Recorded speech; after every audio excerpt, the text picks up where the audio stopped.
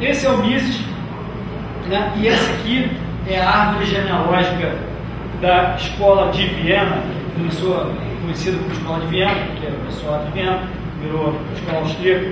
Começou com o Karl Menger em 1871, né? Com um livrinho chamado Princípios de Economia, Economia Política, né? Como é que fala em alemão? Você que sabe. Tem um nome em alemão que o Bira já falou algumas vezes, não é? É sério, porque eu não tenho, porque ele já falou várias. E o Menger, eu também vou entrar em mais detalhes amanhã. O Menger resolveu um problema de, no mínimo, 1000 anos de duração, que é o problema de como se forma o preço no mercado. Um problema que, vocês vão ver amanhã, eu vou passar, sei lá, 40 minutos falando de como cada pensador ao longo da história tentou resolver esse problema, foram se aproximando, mas ninguém conseguiu. E esse cara colocou o ovo de pé, né? Não só isso, ele também teve uma grande explicação para a origem do dinheiro, a teoria do dinheiro, várias outras contribuições fundamentais. Mas ele foi conhecido como o pai da escola neoclássica. Depois mudou, a escola austríaca se separou do nome neoclássico, ela cindiu. Neoclássicos cindiram em austríaco e os outros neoclássicos, mas o Menger é considerado um dos pais da escola neoclássica, com essa teoria de como se formam os preços, né? O que é valor, qual é a diferença de valor e preço, etc. Né? Então ele começou uma nova ciência, um novo método de fazer economia, né? Na verdade uma teoria empírica, né? Que era a metodologia do Menger, que é a teoria, mas tem o empirismo também, você tem que confrontar uma contra o outro, né? Você não pode simplesmente sair vendo dados, tentando explicar os dados sem ter uma teoria prévia, né? Bom, ele foi a primeira geração. A segunda geração foi aluno do Menger, nesse ramo principal aqui, em uma setinha de cor forte, né? Depois eu vou falar no outro ramo, né? Mas nesse ramo aqui, ele teve um aluno chamado von Bavrek, que também foi um cara muito influente na Áustria, e ironicamente acabou sendo ilustrado numa nota de papel pintado, que ele certamente não defendia, né? E o von Bavrek, ele foi um cara muito importante para a escola austríaca.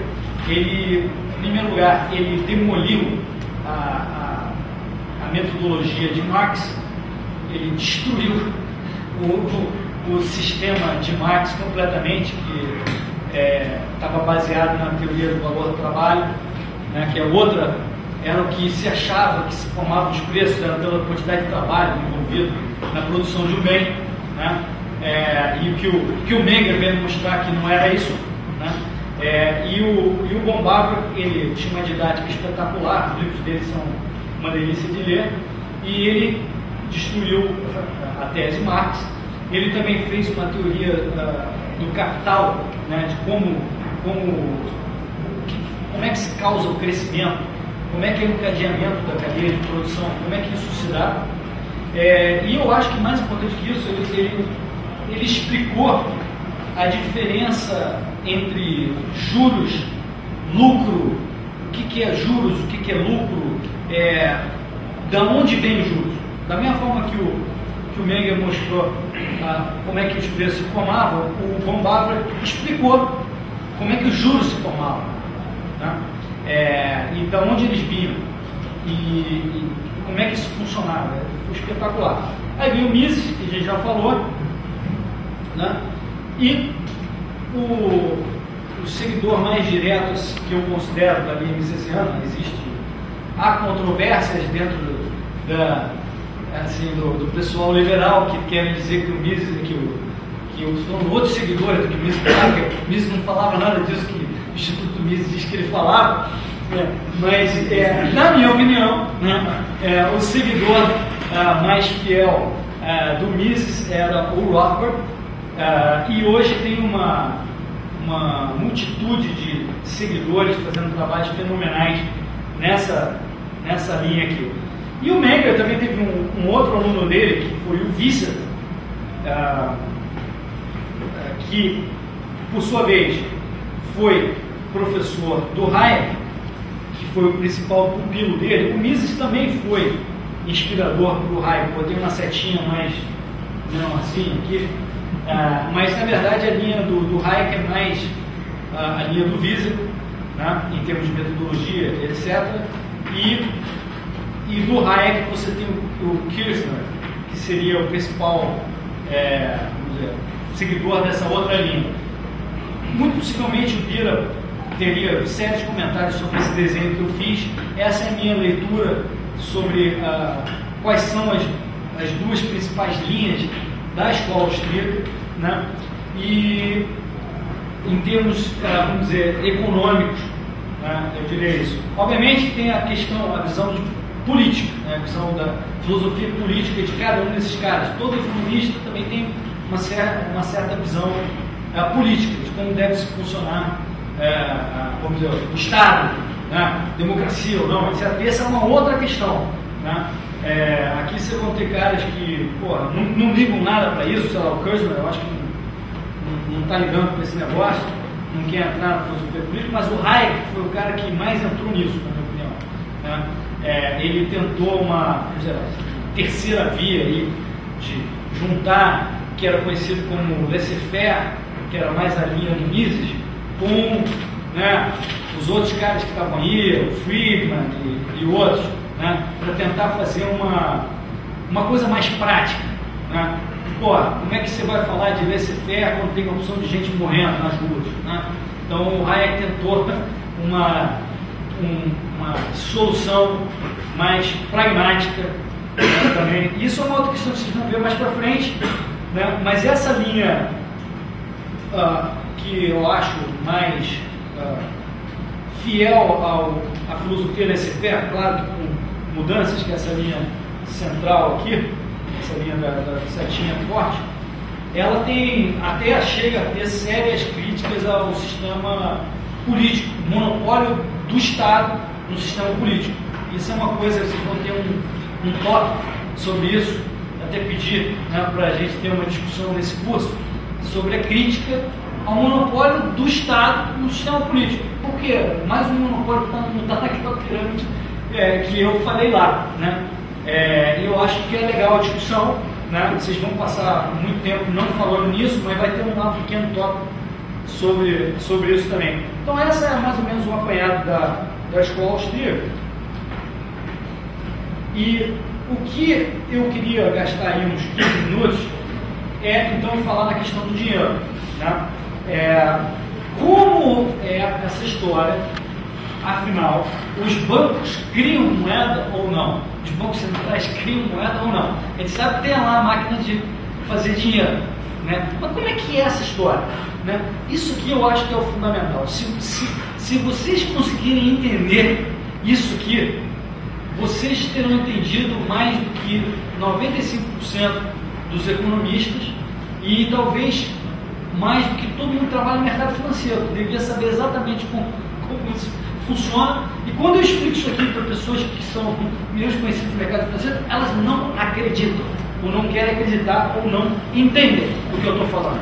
Então, talvez seja culpa minha, didática ruim minha, então eu vou tentar explicar isso aqui de uma forma o mais claro que eu posso conseguir aqui, né? Mas se tiverem alguma dúvida, me parem aqui, porque eu acho que isso aqui é fundamental para entender o mecanismo do mercado financeiro, né? Então, eu não sei, quantos de vocês já viram um balanço patrimonial, ativo, passivo e tal? Tá. Então, um balanço de qualquer empresa, banco, etc., ele, do lado esquerdo, você tem os bens, você lista os bens que essa empresa tem, né? E do lado direito se lista as dívidas, os compromissos que essa empresa tem a pagar, né? Então, um cara que resolva abrir um banco, vamos dizer que ele abriu o banco com R$1.000, né? Então aparece aqui do lado esquerdo, entrou R$1.000 no caixa do banco, e aqui diz que tem R$1.000 que são devidos para esse acionista, que foi o acionista que colocou esse dinheiro. Esses R$1.000 são do acionista, né? Está lá, R$1.000 no caixa, R$1.000 no patrimônio. Tá? E eu vou fazer aqui um exemplo, imaginando que só tem um banco na economia, tá? Depois eu vou explicar para vários bancos, mas para simplificar, imagina que só tem um banco sólido na economia, não tem mais nenhum banco. Ele é o único, o cara abriu com R$1.000 e o cara lá de R$1.000, tá? Aí, o que vai fazer aqui? A primeira coisa que esse banco vai fazer é emprestar um dinheiro para o Bira. Tá?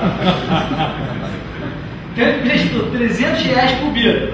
O que aconteceu? No lado do ativo do banco, o banco tem, então, ele emprestou para o Bira, então ele tem um bem a receber. Ele fez um empréstimo, então tem que aparecer lá no ativo do banco. No passivo, o que o banco faz? Ele cria um registro eletrônico dizendo: Bira, você tem R$300 aqui conosco para você usar quando você quiser. Certo? Cria o passivo para o Bira. Diz aqui: está aqui o seu dinheiro, Bira. Empresta para o Bira. Bom, isso aqui já é um pouco estranho, porque nenhuma empresa pode fazer imediatamente, do nada, o patrimônio, o total passivo do ativo já cresceu 30%. Já é algo um pouco misterioso. Qualquer empresa normal tem que fazer alguma coisa, vender algum produto, trabalhar aqui, gerar um resultado, aí começa a crescer o ativo da empresa. O banco, vocês entenderam, ele criou um empréstimo e falou: pum, Bira, você tem 300. Está aqui o seu dinheiro aqui na conta, tá bom, Bira? Sim, então no caso ele teria que liquidar desses 1.300, ele teria que vender, não sei. Não nesse momento. No primeiro momento ainda não falei que o Bira vai fazer com o dinheiro ainda. No primeiro segundo, o banco. A origem do dinheiro, até agora não apareceu a origem desse dinheiro, né? Quer dizer, o banco criou uma coisa que não existe. Não, sim, pode perguntar. Está emprestando sem juros, é isso? Hein? Está emprestando sem juros? Não, com juros. Tá, o Não, ativo mas isso dele é está mais. no momento zero. Acabou de criar, os juros não correu ainda não. E não inventaram ainda a taxa de contrato? Ainda não aumentou os juros aqui, ainda não está tendo ainda o lucro financeiro que você vai ter na parada. Simplesmente eu estou dizendo como é que você criou um empréstimo e você disse que ele tem lá. Mas para quem conhece pouco de contabilidade de empresa, já é bem estranho o que está acontecendo aqui. Para quem nunca viu muita contabilidade, está falando: tá bom, mostra o próximo slide. Não vi nada demais aí. Né?